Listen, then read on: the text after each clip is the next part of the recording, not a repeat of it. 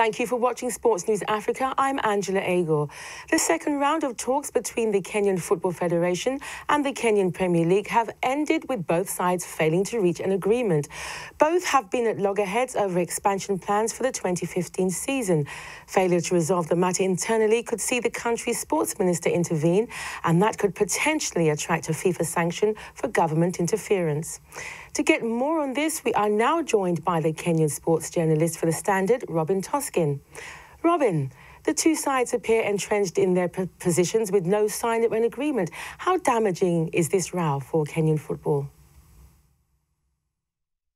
Yeah, it promises really to be damaging in the sense that FIFA have already threatened sanctions in case there will be two parallel leagues played in this country.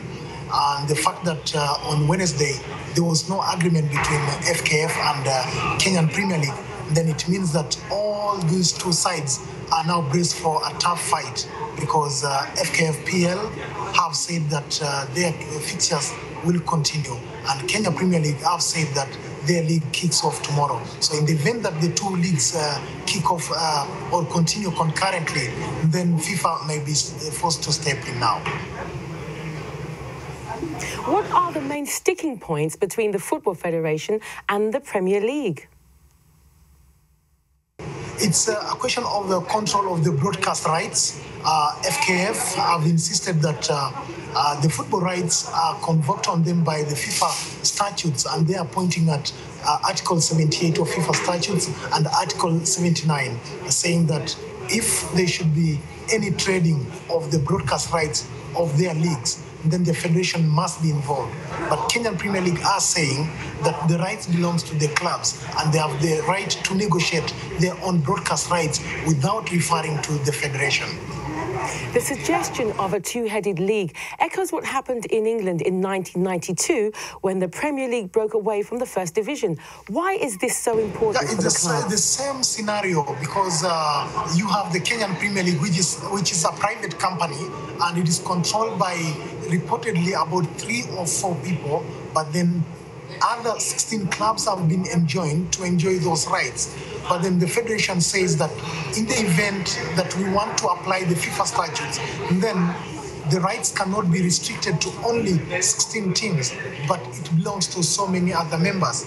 But now, Kenya Premier League are coming out to say, look, this is a deal that we procured on our own with the SuperSport International, and therefore we've got to enjoy it as 16 clubs. And if FKF, as the federation, wants to enjoy something, then it is up to Kenya Premier League to offer them whatever they offer. And they have already offered FKF 2.5% of the broadcast rights, and also 2.5% of the naming rights, which is controlled by Toskin, one of the largest brewing companies in Africa and, of course, the world. But then FKF are saying we've got to sit all in that table and be enjoying to participate in procuring those rights. But KPL have said, no, we cannot let you in. And the other contention that the league has to be renamed as FKF Premier League now brings another point to the whole discussion. If that happens, then it means that Kenya Premier League will lose all the rights as have been signed with the SuperSport International. And if that happens, then Kenya Premier League, as it were, will not have the control of FKFPL, because it's the brainchild of the federation. Both leagues are set to play this weekend. How can this happen considering the ongoing row?